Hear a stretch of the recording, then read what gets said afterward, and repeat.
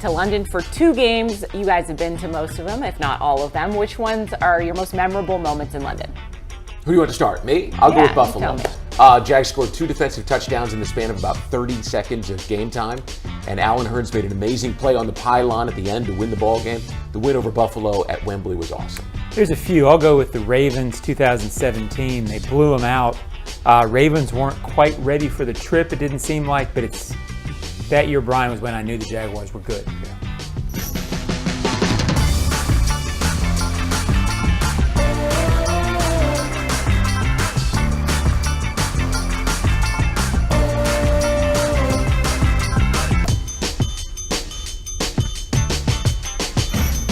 Welcome into Jags A.M. here on Wednesday, September 27th. We're presented by Jet HomeLoans today here in the Hyundai Studios, and things are looking bright. We're heading to London soon, so I just wanted to check in with you guys. 10 games it's going to be they've played in London, which feels like it was, like in my mind, I'm like, oh yeah, they just started doing that, but clearly not. It was many, many years ago now. And I wrote this for a quick thought.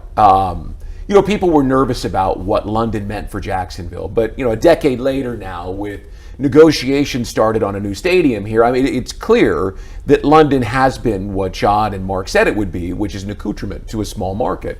More than that, though, John, you look at what the league is doing. They're playing multiple games in multiple countries every year. They're talking about expanding to Spain and Brazil. The Jaguars were a bit ahead of the curve now. Everybody wants to play games outside of the country and expand their marketing base.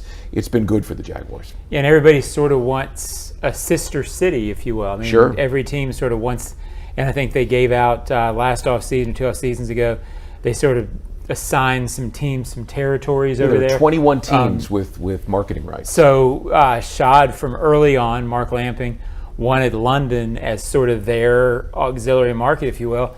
They were ahead of the curve, as you said. They're marketing in Africa now, in Ghana. I believe someone's got Nigeria. They're in Switzerland. I mean, they are expanding rapidly their footprint. I just got done reading a book called The Club, which is about the Premier League. And it's interesting because the Premier League modeled the NFL stadiums, and now the NFL is modeling the Premier League's global reach. It's so cool to see football actually expanding. I know it's huge in America, but internationally it hasn't always been that way. So now to see it getting a little bit of a foothold, I remember that Mexico City game was really cool, and it's just nice to see it growing. So. And the Jaguars have a big staff in London, and they do a lot of work on the ground in London, and so it's become a valuable part of the Jaguars as a franchise. Jaguars need that Trinidad Tobago market. That would be the worst trip. I would certainly. It wouldn't suck to have to go to Rio de Janeiro for a game. I was going to say that's the new territory they need for sure. All right, let's go over some of our big things this week because there are a few of them. The truth is the first one. We talked about this all on Monday. We rehashed it. They didn't play well against the Texans. They haven't looked good in a couple of weeks, and they needed to hear it. Luke Fortner said Doug Peterson was not shying away from it when he talked to them about it. Coach Peterson, not a very good one. He came in and he was honest and told us, hey, we're not where we want to be, and we have a long way to go. And collectively, we're going to have to work, every single day, every single week to get to that point. Brian, I didn't imagine Doug was going to mince words with them, but it's nice to hear that he actually went in there and kind of held court a little bit because he's a player's coach. He's a nice guy, but when you need to hear it, you got to hear it. Well, and I thought he started that the week before when he told the media, hey, we didn't practice very well last week. And then it became the narrative leading up to the game against the Texans, and the players in the locker room had to answer questions about why didn't you practice well, and are you going to practice well this week? So for him to go in on Monday is just consistency on his part and say, look, we didn't play well again, and I'm going to tell the media we didn't play well again and why. So you all have to understand it and be able to answer the questions, both to each other and to the guys who are going to come in here with microphones. Yeah, Doug's a player's coach, but you've never gotten the feeling from players that he coddles them. He knows to tell them what they want to hear. Sometimes you need a foot in your rear end. Yeah. And hopefully that's exactly what they need this week. Now, the noise is our second big thing because there were high expectations for this team. We've been talking about it for months. Calvin Ridley, of course, the offense. We expected a lot out of everybody. Andre Cisco said the team is now doing their best, whether they bought into that or not, to put that out of mind. I think that's something that happens naturally. I mean, ESPN's on all day, 24/7. You'll see yourself on TV at random moments. For myself, I don't think it affects me too much. Everybody handles it differently, and I think anybody who – I can't say I've been walking around the locker room and see a guy get big-headed over it or anything like that because it's part of the game. I mean, if you made it to the NFL, you've had a ton of spotlight already. So being able to handle those expectations, it is a little bit different being in the NFL, but we've had a lot of guys that have had a ton of success in the league. John, I wasn't around the team feeling like they were necessarily overly cocky and thought they should be given these games, but obviously human reaction, you listen to some of the hype, but I think all of that is gone now. Yeah, it should be. I'm not big on the noise. I hear it, but I try to look at what's really going on, and the reality is they weren't very good on Sunday. I think they were okay except offense against the Chiefs. This isn't noise, but the reality is all of a sudden Sunday's really big because you're 1-2. You haven't played well. If you have another stinker, you've all of a sudden dug yourself a hole that takes a while to get out of. It's hard to win every week in this league. You're 1-3. Now if you win 3 and lose 1, you're still at 5. You're still crawling out of that hole. Week 4 is always big for those 1-2 teams because you feel out of it if you drop. So noise aside, I'm not going to say this team's bad, but if they play bad Sunday, they're a bad team right now. Hey, look, the noise is double-sided, right? The noise is the expectations that obviously Andre talked about. The noise this week is, hey, they're not a good football team. They're not playing very well. The offensive line isn't very good, or the defensive pass rush isn't very good. I mean, whatever that noise may be. They really have to lock out. I mean, if John and I and you can sit here and talk about what 1-3 might mean, they've figured it out. They just need to dial in and focus on the message from Doug and the work that they can do, because the challenge of the Falcons is significant no matter what the outside noise says. You know, the matchup problems that they create, they got to be solely focused on that. And Kai, another thing, you know, Gus Bradley didn't have the greatest record when he was the head coach here. That is no secret. But he did have a good, I thought, model of what he wanted players to do. And that was to come in here and focus on being the best player they could be. Not to worry about the guy next to them or the guy across from them, but just do what they do. Because if they were completely confident and comfortable in doing what they do, the anxiety would go away on Sunday. I would love to see that be the mindset for this football team, is just focus on doing my job and doing my job to the best of my ability and not worrying about what the guy next to me or the guy across me is doing. And that might alleviate some of the anxiety.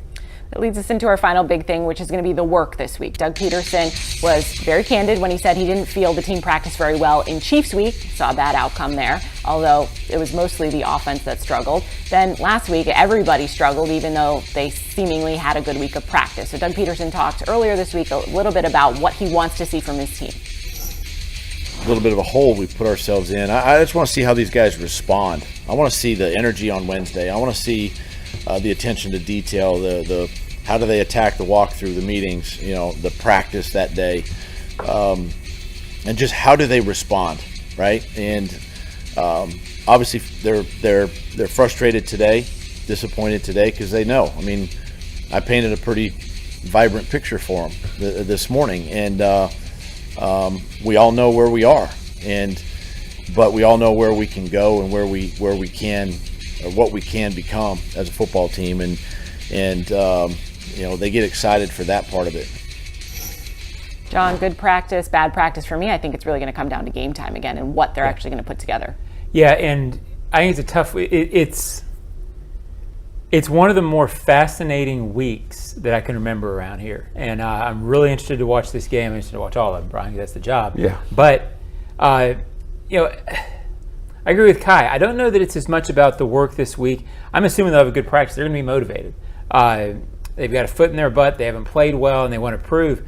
To me, the game is going to be interesting. If they're down 7-0 in the second quarter, how they react to that. After all the noise, after, hey, relax, play your game, all of a sudden you're down, it's hard to relax. So to me, it is a really fascinating game. It's a big game. It's a dangerous game on that front. Because the Falcons aren't bad, they can run. I'm sort of at a loss for how to pre-analyze it, because we pre-analyze it so much. It's about that moment, and we won't know that moment until Sunday. Well, and I'll stick with the psychology because I've been talking about it for 2 weeks. There are plenty of reasons for the Jaguars to not feel confident. But there's plenty of reasons for them to feel confident. They know, right? You've got Trevor Lawrence and Calvin Ridley and Christian Kirk, and you've got players on both sides of the line of scrimmage that you can line up with and win. So they've got to get over that. Here's why I'm not confident, and how do I get to confidence? And John, you said it right. It's about making a play. If Calvin catches that ball at the goal line, I think everybody who's watching, let alone everyone who's sitting on this set, would agree the game is different because then everyone calms down. They're looking for a calm down moment. Hopefully that happens on the first drive, whether it's a sack strip fumble, right, or whether it's a touchdown pass. Get that calm down moment and everybody focus on doing your job. Nice breath of fresh air is what we're all hoping for, I think. Jags A.M. is brought to you by Fields Auto Group Jacksonville. Step up to luxury, fieldsauto.com. We're going to take a quick break. We will be back and we will talk about the AFC South and what's going on around the division.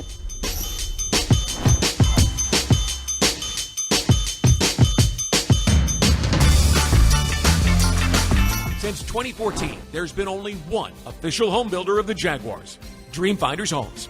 With quality-built homes and a speedy move-in process, we're in 20-plus communities in the best locations across Northeast Florida. Dream Finders Homes is everywhere you want to live. So get off the sidelines, Jags fans, and get into the game. Let Dream Finders help you navigate your home purchase and offer great interest rates. Visit DreamFindersHomes.com for all your move-in ready homes and step up your game. Have you noticed? It's raining a lot in our area lately. That means you can give your sprinklers a break and save some money in the process. Lawns only need water up to twice a week, and that can come from rain. So before you run your sprinklers, remember to watch the weather and wait to water. For more information, visit waterlessflorida.com. Hi Jags fans, Andre Sisco here, safety of the Jacksonville Jaguars. This season, I've partnered up with Luray Peanut Company to serve a greater mission for the Jacksonville community with the Peanut Pickoff. Here's the deal. Every time the Jags make a pick, Luray is going to donate to youth football initiatives in and around the Jacksonville area. On top of that, the Jaguars Foundation will match every dollar. With each interception, our team inches closer to that W, and our kids get to train for a brighter future. Remember, it was always the Jags. Duval! For 10 years, Dream Finders Homes has been proud to call themselves the official home builder of the Jacksonville Jaguars. Visit DreamFindersHomes.com for all of the available inventory, and go Jags. We're back here on Jags A.M. today, and we're going to talk a little bit about the AFC South because we like to keep track of what everybody else is doing. And don't look now, but the Colts are leading the AFC South after another performance from a familiar face, Gardner Minshew playing because Anthony Richardson was hurt, and they got a win over the Ravens last week. And are they good? Well, they've got some good players. Okay. Gardner Minshew will get you 6 wins. Okay. I mean, Yeah, and it'll be interesting if they How much he play plays. him, which they may be tempted to, how sustainable it is. Yeah. It never felt sustainable here. Maybe it'll be different there. I think they've got an okay defense. I think fans sort of underrated that defense going into that opener. I think we all did. Their front seven's very good. Pretty good defensively. And I'll tell you, if you're the Jaguars, if there's going to be a team ahead of you early, you don't mind it being them. Sure. Because you beat them and you reel it back in very quickly. I'd rather have the Colts a game ahead than the Texans right now because the Texans have an advantage. You know, I don't think I underrated their front. I think I overrated the Jaguars' offensive line, to be honest with you. And their front is good. Grover Stewart is an underrated player for sure. Look, if they're putting some points on the board, that defense is going to be a real beast. And we talked a little bit about what Jonathan Taylor's situation is the second time around. We play could see them. him here. That could be a very different game that second time around when we get back from London. So we'll keep an eye on that, of course. The Titans, they've got troubles in Nashville as well because they fell big time to the Browns and they didn't score a touchdown either. So we just talked last week. We kind of saw a little bit of something out of quarterback play, but now Derrick Henry's still not the Derrick Henry we're used to seeing. Well, yeah, Derrick Henry has been a non-factor so far. The other side of the coin, though, is the up and down is Ryan Tannehill. He was terrible on opening day with 3 interceptions. Then last week rebounds and leads the league in yards per completion at 10.3. Well, then last week he reverts. No Derrick Henry, 4.2, right? They are so inconsistent in their passing. I mean, I say that we've seen wild inconsistency here as well, but that's why I think they've got a problem. They committed to another season of Tannehill and Derrick Henry, and it doesn't appear like they're capable of carrying that thing through for another year. Yeah, the Browns might be pretty good. There's a red flag there for the Titans. They lost the Browns big after the Browns had a primetime game the week before on a Monday night. That sometimes let down Browns, and it wasn't. That would concern you a little bit. Again, Vrabel usually figures out a way to keep that team competitive. Even keeled. Unless it's just time, which your theory is for that franchise. Yeah, it is. Time. Yeah. I'd still rather have that team 4 or 5 games out than close at the end. I think there's a chance we could see Malik Willis, who had a really strong summer and a preseason that will, if he's practicing well and that thing is not going anywhere by the time they get to us in November, we could see Malik Willis. I mean, I hope that's true. I hope they're nowhere near us. Well, based on what we saw but last year, however, apparently, the light's gone on for that kid and he was playing well. Interesting. Okay. We'll have to check in on that. And of course, the Texans, we saw that firsthand what they were capable of, but CJ Stroud just looked magnificent. He's off to a historic start, over 900 yards passing, 4 touchdowns, and no interceptions. No rookie quarterback has ever done that. He's only behind passing yards for rookie quarterback Cam Newton and Justin Herbert. That's some pretty good company, and he seems like the real deal so far, Brian. Well, look, he was playing with the lead for the first time in his NFL career, and he was very impressive. He was calm. He made good decisions. The way that he picked up that Tank Dell streak route on the blitz was, it won the game. So there's nothing you can say about this kid except that he has impressed. Losing, winning, in front of the media, on the field, he's the real deal. Yeah, Jaguars helped him look good. I think everybody would say one of the bullet point disappointments was that you didn't sack Stroud and therefore you didn't force him into a pick. Yeah. He will, I still believe at some point this year, he will struggle with turnovers because rookie quarterbacks do, and somebody will hit him, and that clock in the head will go faster. The Jaguars defense was negligent on that front on Sunday. We did make him look very, very good. All right, coming up, we're going to go over this or that for this upcoming week's game against the Falcons. Stay with us.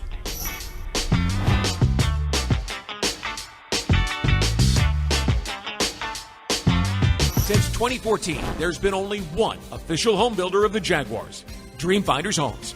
With quality-built homes and a speedy move-in process, we're in 20-plus communities in the best locations across Northeast Florida. Dream Finders Homes is everywhere you want to live. So get off the sidelines, Jags fans, and get into the game.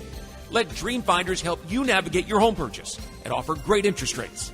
Visit DreamFindersHomes.com for all your move-in ready homes and step up your game. As the official supermarket of the Jacksonville Jaguars, Publix is helping fans gear up for game day with the limited-time Jaguars sub. Piled high with hot deli chicken tenders, boar's head bacon, cheddar cheese, coleslaw, and barbecue mayonnaise on a white sub roll. The Jaguar sub is an easy, delicious meal for any fan. Make it an ultimate game day by ordering the Jaguar sub online for in-store pickup. Publix, where shopping is a pleasure. Crown Royal's That Deserves a Crown program recognizes local heroes for making a positive impact in the community.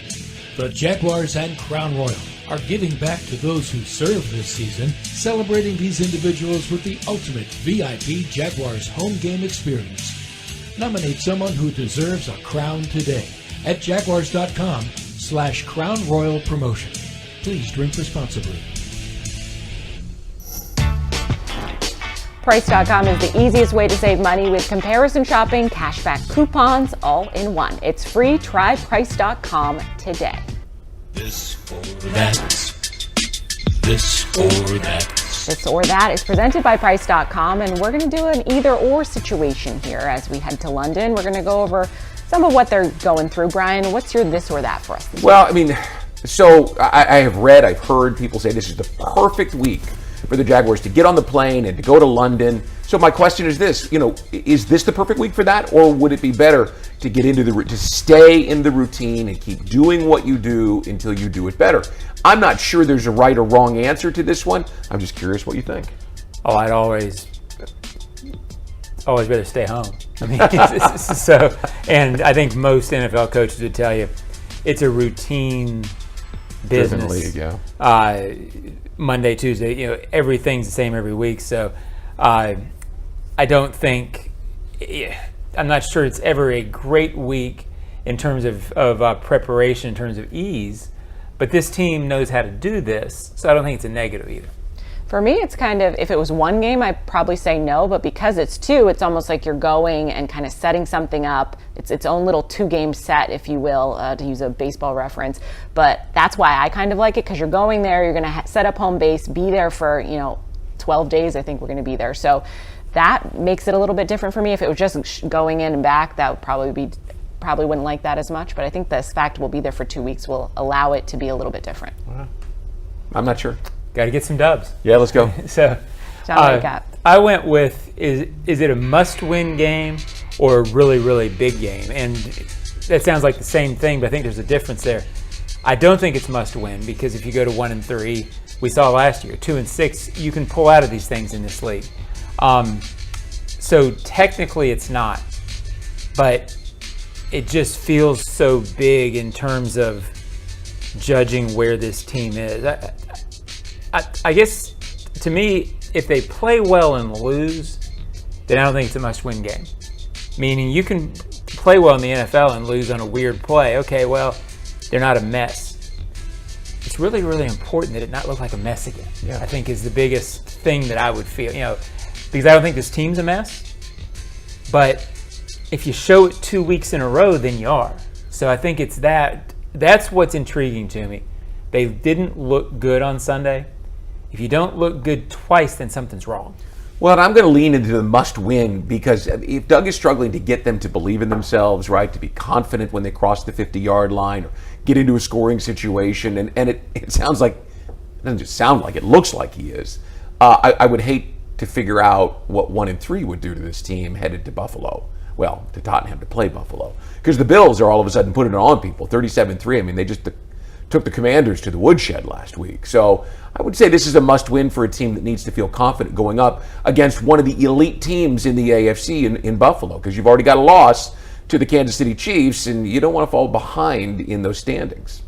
That leads into my this or that, which is a little bit of an either-or. If you can only have one, do you want to beat the Falcons or do you want to beat the Bills?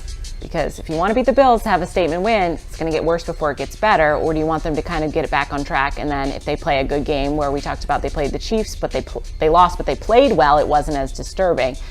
Brian, when you think about that, which one would you rather? Well, I think I'd rather have the Falcons. I'd rather have this team get on to 2-2 and see it calm down so that they could play a game against the Bills where they're confident, where they feel better about themselves. So I'll go give me the Falcons win, even though I know it's not a conference game and it doesn't, have as much bearing on tiebreakers and things like that. I'd like to see them, what is the right phrase? Get out of their own way this week. Yeah, if I'm sitting at the end of the season, you're going to say Bills. I'm saying Bills. Yeah. Because you can sort of see but I can't see. It's hard for me to see them beating the Bills if they don't beat the Falcons. Now what if it's one of those fluky last second things where the Falcons pull out a win and then they still played well? Yeah, I mean, and in this league, you sit there and say that, and then all of a sudden teams come out and they play lights out and they beat the Bills when you didn't beat the Falcons, and it's like, well, John, what are you talking about? But right now, I've got to say the Falcons because it feels so important, and maybe that's more of a perception thing.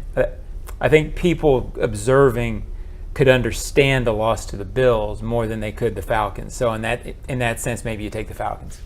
I don't know if there's a right answer. I just like to do a little fun would you rather for you. Oh, that was fun, God. I had so much fun.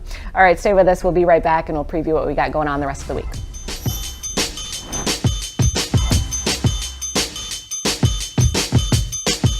Since 2014, there's been only one official home builder of the Jaguars, Dream Finders Homes.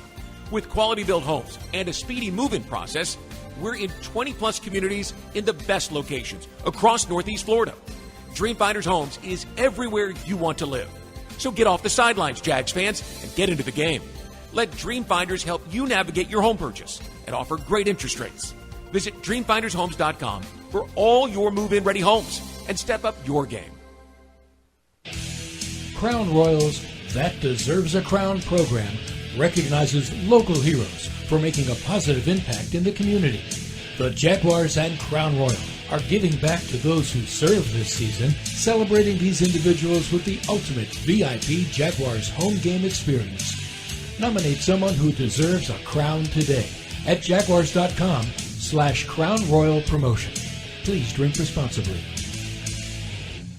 In partnership with Firehouse Subs Public Safety Foundation, any Jaguars ticket holders who are unable to attend a Jaguars home game can donate their future tickets to a Jacksonville area first responder. Visit jaguars.com/members and click Manage Account. Sign into your account and click Manage Tickets and Parking. Select the game tickets, click on the More button, and then choose to donate to the Firehouse Subs Public Safety Foundation. Firehouse Subs is dedicated to impacting the life-saving capabilities and the lives of local heroes and communities. For more information, visit FirehouseSubsFoundation.org.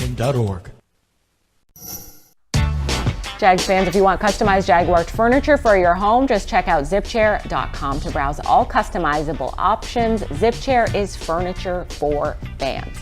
Talking about getting back on schedule, getting to routine. Wednesday here of London week is normal, par for the course, right? It's Thursday that they go through, I think the first half of the day is normal, then we're going to get on a plane and go to London overnight. Is that as hard as it sounds to kind of do the red eye and then practice, or is that the best way to do it?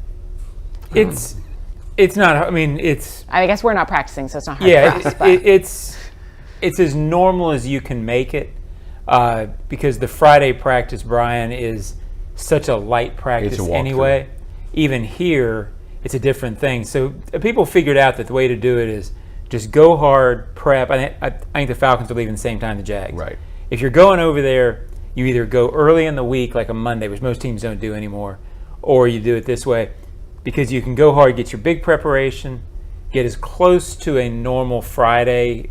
You're dog tired, but then by Saturday, Sunday, your body clock's back. So, I mean, it's harder than driving 5 minutes home, but it's not hard in the grand scheme of things compared to what it could be. They've got a pretty good routine. The folks who handle the logistics and all of the details have done this enough that they understand what needs to be done. I'll say that I can remember landing one year, and we went to the hotel, and we had time before we had to get on a bus to go to practice, and I fell asleep and slept through the whole thing. So I think it depends on how well you manage yourself on that plane. I mean, do you force yourself to put the eye shades on and go to sleep so that you can wake up and have a chance when you land to be at your best for the practice field? Some guys will, some guys won't, and then hopefully Saturday's an easy day for them too. So take some naps on Saturday, maybe. We'll see what we have to do. All right, we'll be back tomorrow. We're going to preview that Falcons matchup fully and get some more tips before we go to London out. I'm going to have to get some packing tips from you guys on how much to pack. You're taking more than we are, I'm sure. I know John's the fashion maven, so he'll help me out. But I do take my wardrobe very seriously. Do you have a hairdryer with you, or did you call ahead to see if they have one? If I had a hairdresser. No, well, my wife always asks, does the hotel have a hairdryer? Because she wonders whether she has to take hers. They almost always do. We're going to find out. All right, we'll see you guys tomorrow morning.